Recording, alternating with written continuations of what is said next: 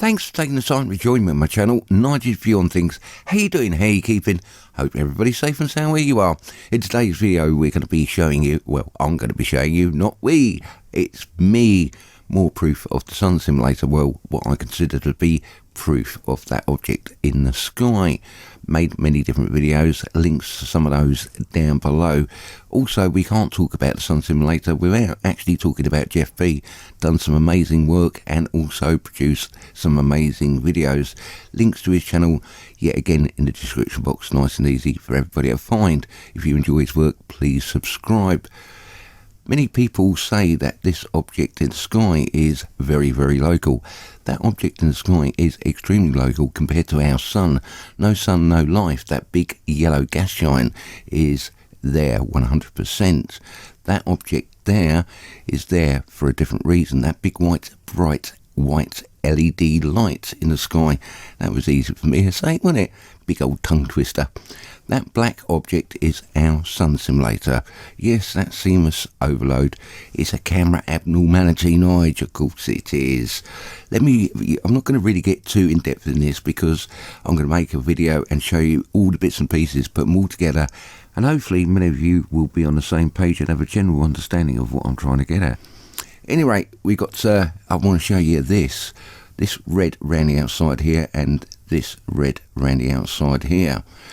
Lens flare, and what is a lens flare? Representation of a light source being that object there.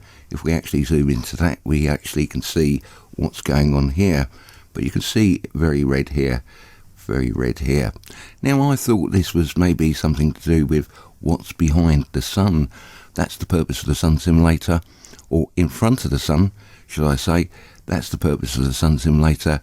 If an object comes between the sun and the earth, the sun simulator there is just to produce enough light and take away the shadows of that object that will be casting the shadow. Before I forget, I need to point this out.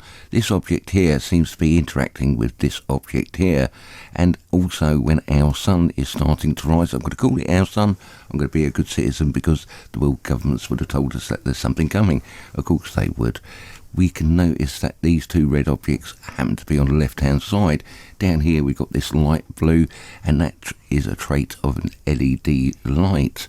So as the sun is starting to rise, the objects are on the left hand side, whereas in this picture the sun is starting to set, and we've got the two red objects here, and you can see the interaction of that lovely ice crystals that are in the sky, those government ones that have been sprayed. And we got the blue just here, that trait of an LED light. So as the sun rises, it's on the left, these red objects, and as the sun sets, they're on the right hand side. Armed with the knowledge that we've just learned, we can see that this sun is a rising sun. Objects to the left hand side verified by the time just up there. And we got this white line here and this white line here. There's a complex system of lenses up in the sky hiding things because they don't want you to see things. How do we know there's lenses in the sky? Because we get a sun halo, something relatively new. Oh yes, it's ice crystals, of course it is. Here we could see in the background we've got this hill. It's most probably a mountain. It's most probably very, very tall. Now if you live in the country, you know when it starts to rain or gets misty that the hills suddenly just look very far away. They suddenly disappear in a haze, and that's exactly what's going on here. There's there's spray being sprayed in the sky, and it's very, very reflective. Make that sky look like a one-way mirror. And to fight global climate change, government spray ice crystals, of course it is. Those hills look extremely far away, and yeah, it shouldn't do really because it's nice and clear. You can see the haze in the background, very, very light, and it gets darker as it goes up through the sky. All saying that, it could be forest fires. There seems to be a lot of those popping up in Canada and many other places, turning that object in the sky a very different colour, very, very red. Up here we can tell this afternoon, two red objects, and we got a lens flare just here. Reverse that 180 degrees yet again, and we got another object here. And looking at this, we can tell this is an afternoon photograph. Just check the time out there. We've got a lens flare just here, but we've got a projected image just here. A lens flare is totally different to a projected image. Lens flare acts in a totally different manner. Lens flare will go the opposite direction in an arc to the light source, but also that lens flare will be projected backwards onto the lens of the camera direct from the source, whereas a projected image goes across the screen and that's being projected through a number of lenses and back onto the lens of the camera.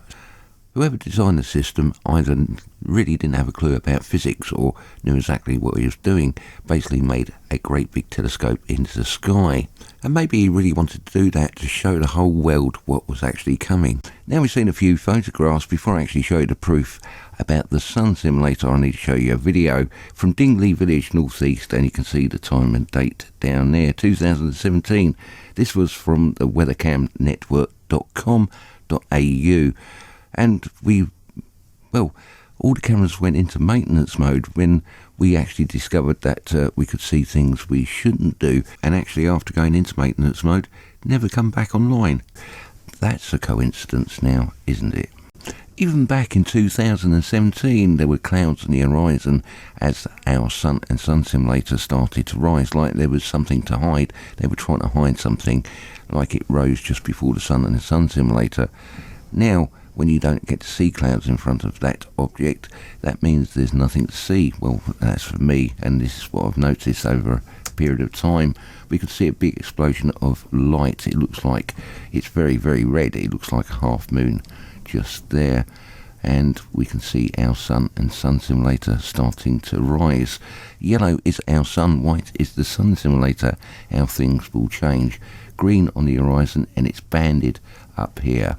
It seems to be shaped left and right. Looks like it's in a box. Could there actually be a cause for that? Well, there possibly could be. It looks very, very strange. We got the lens flare going downwards as the light source goes upwards.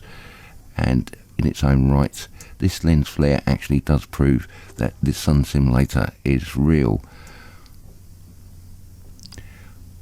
Another point to be made is that black dot, the CMOS sensor overload, of course it is now no longer black, it's grey. And we can see those two objects very clearly on the back of this object here. And we can see this actually being turned up very, very slowly. Red starting to appear in the front. And if you look at the clouds just over here, well, the ice crystals, as they blow by, you've got no chance of seeing anything towards that direction because that is now at full tilt.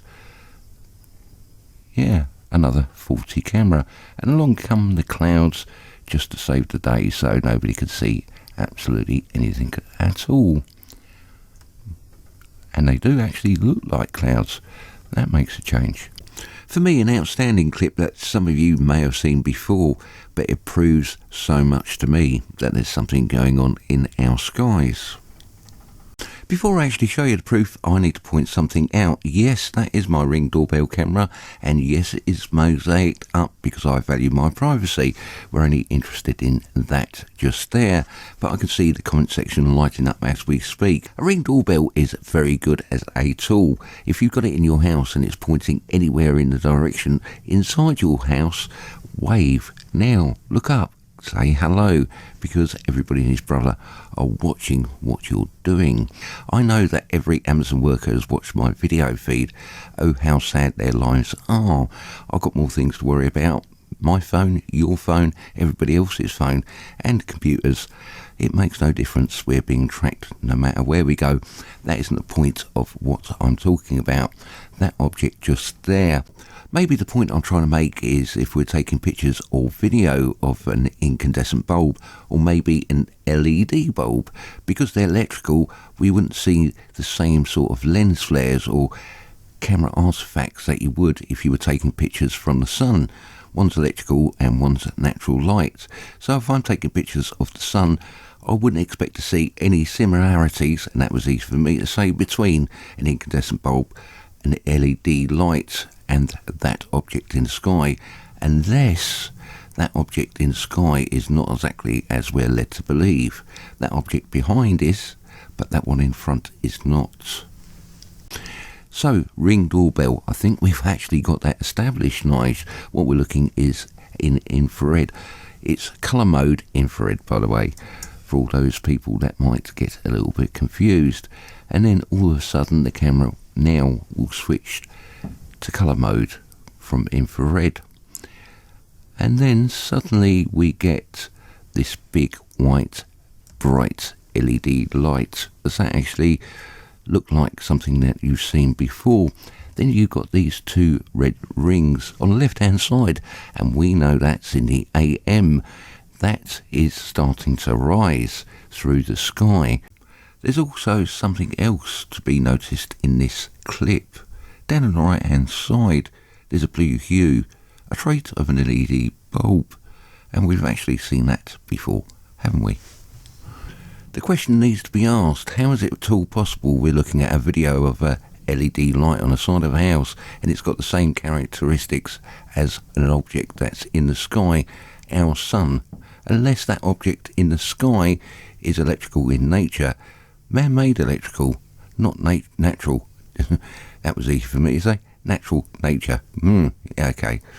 And really, we should see no correlation between an LED light and the sun, any way, shape or form.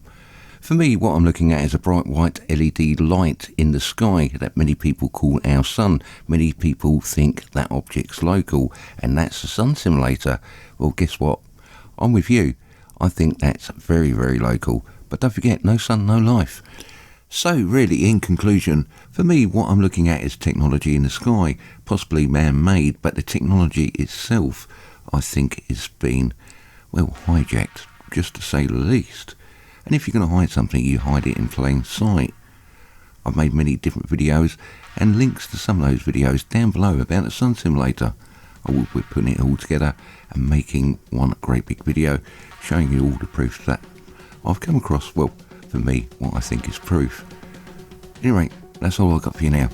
Much love, much peace, and I'll catch you next time. Take care.